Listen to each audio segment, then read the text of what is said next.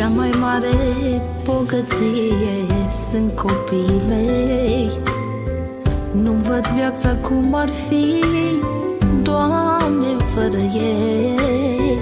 Îmi alină orice durere cu o mângâiere.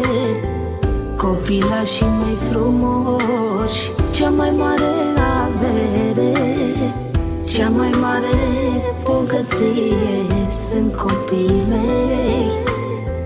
Nu-mi văd viața cum ar fi, Doamne, fără ei.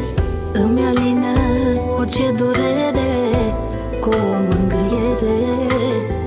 Copilașii mei frumoși, cea mai mare avere.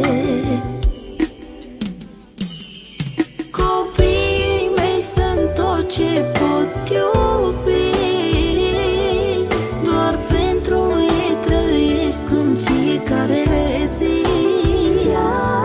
Și fiecare clipă până am să mor, am să-mi dedic viața numai și numai lor.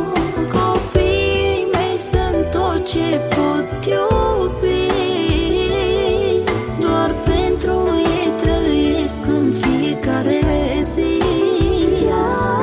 Și fiecare clipă până am să mor, am să-mi dedic viața numai și numai lor.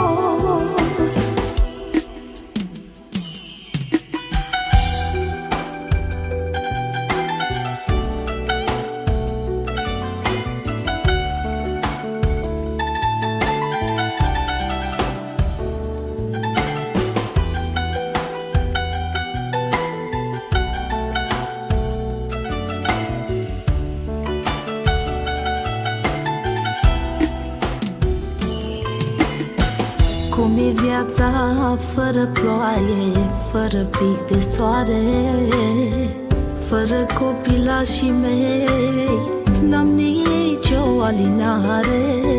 Când le auzi pașii prin casă și vocea lor caldă, ești cel mai fericit părinte, uiți de lumea întreagă.